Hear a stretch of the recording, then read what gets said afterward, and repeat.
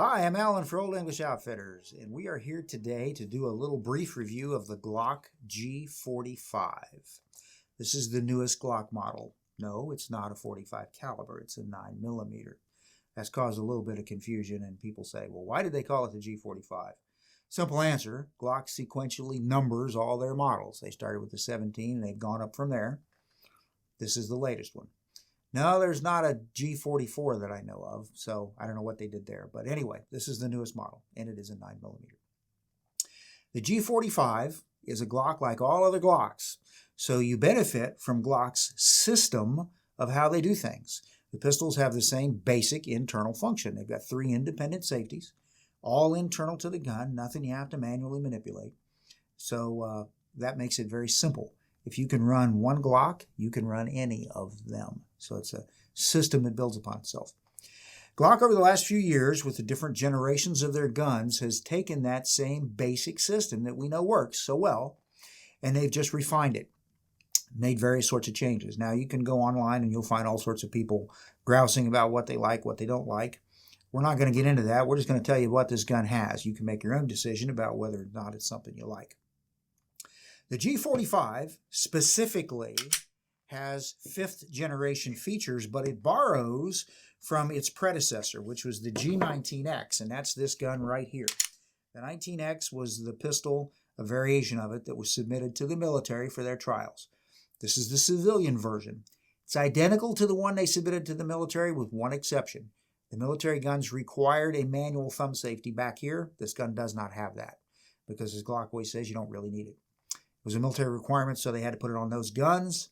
Don't have it on this one.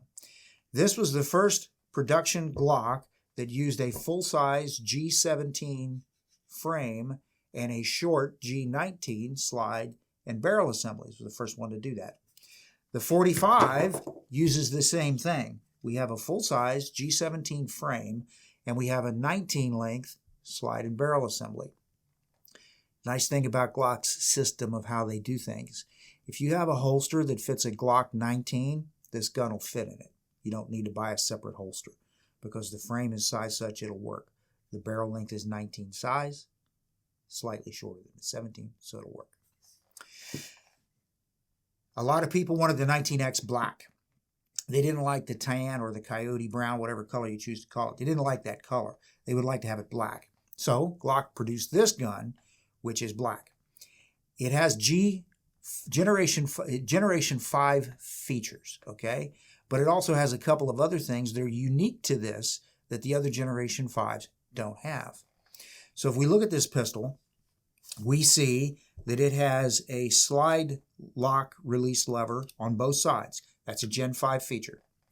It has the backstrap pieces that go on so you can vary the size of the grip within some range. That's was originally a Gen 4 feature, carried over to the Gen 5.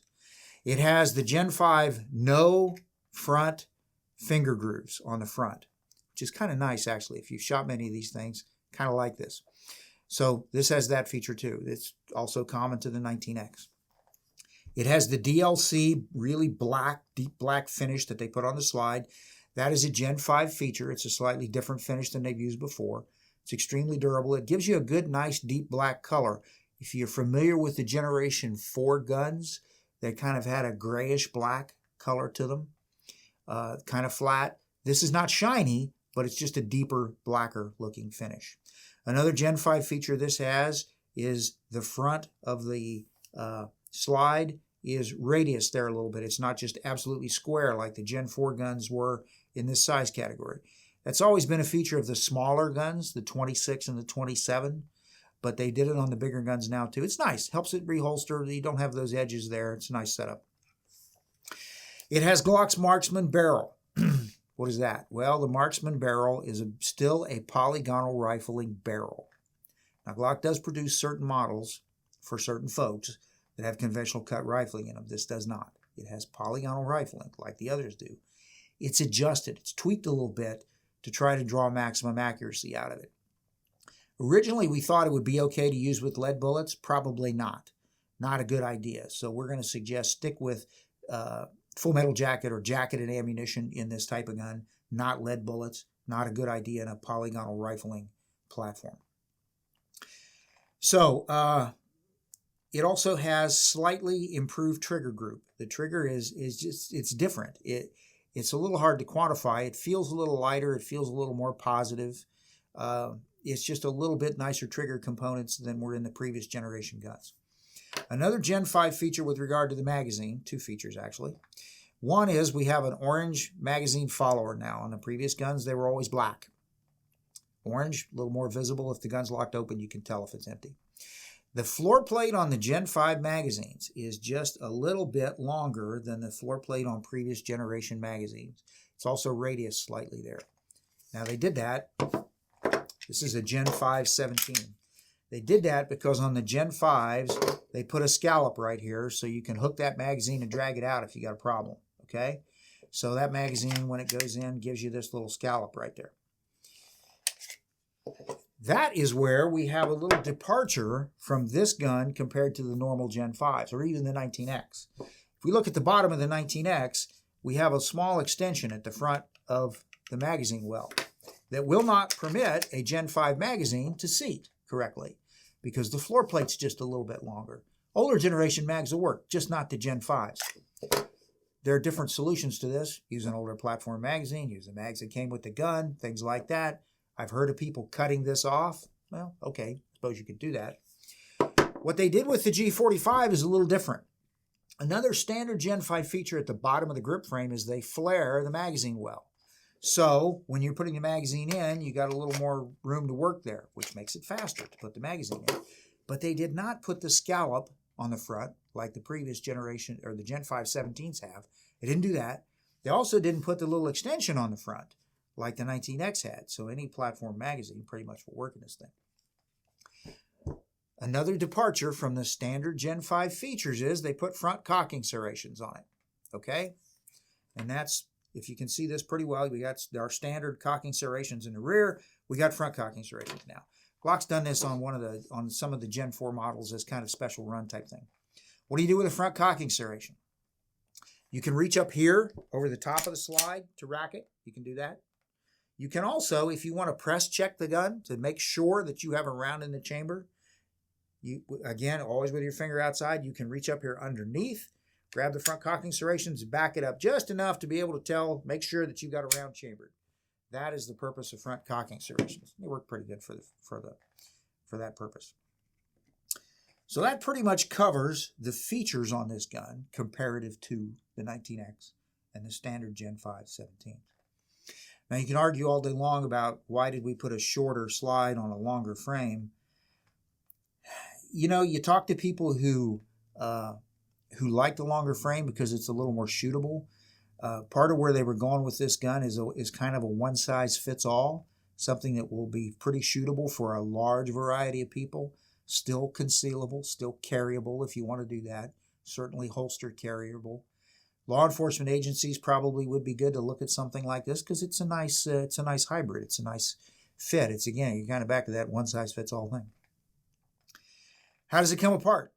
If you've ever taken a Glock apart, we're back to that common system that they use. It comes apart exactly the same way as any of the rest of them do.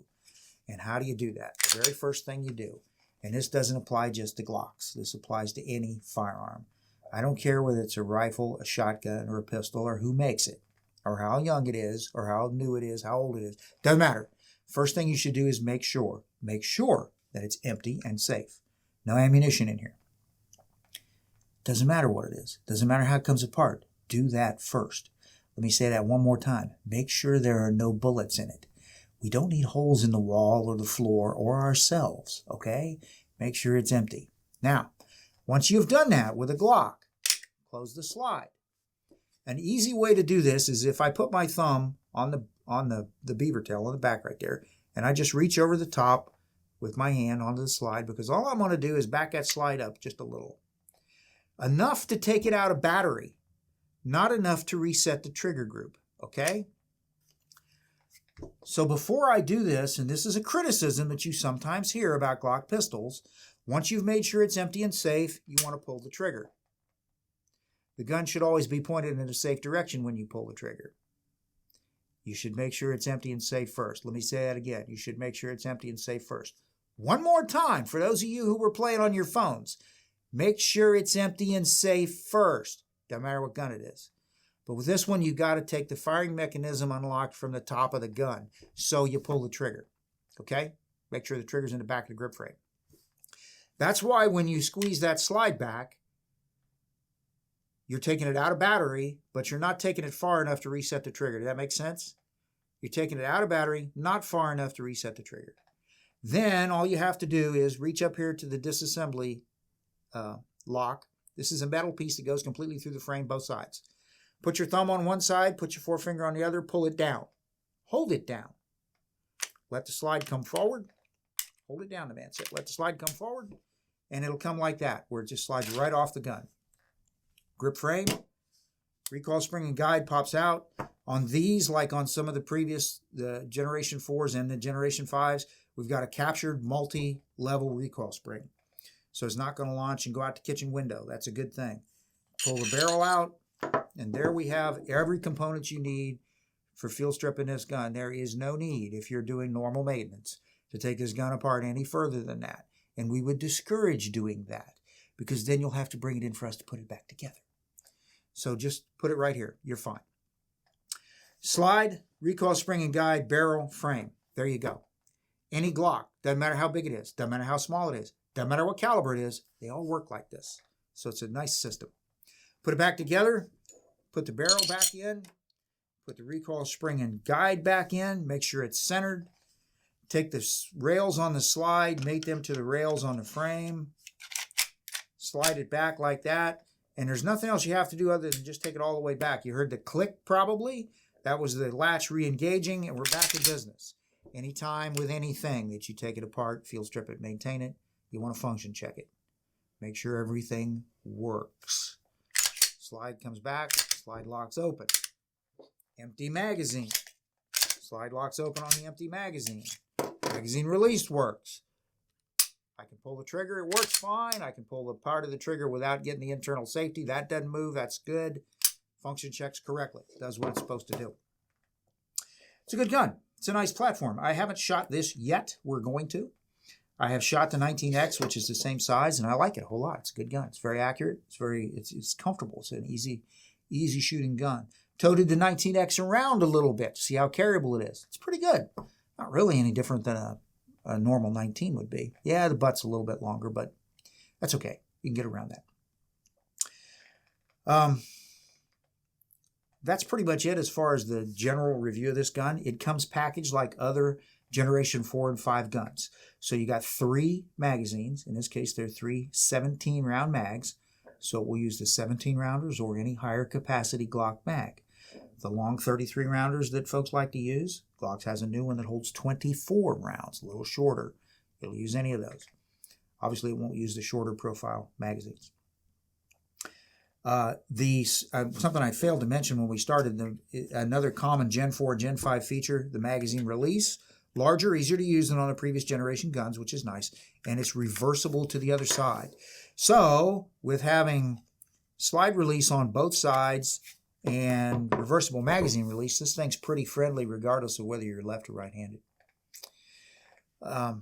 We sell these. We've got them in stock. We're running a little low right now, but we'll get some more. We sell them for, what do we sell them for? We sell them for $539.99. Now, they come standard at the moment with normal Glock sights. We've got night sights we can put on if that's what you want. Price will vary on those depending on what you're looking at. These will be coming out in Glock's law enforcement program here pretty shortly. I think some places are already shipping them. So it's a nice platform, and we like it, and we're going to shoot it a little bit so you can see what it looks like. Thank you.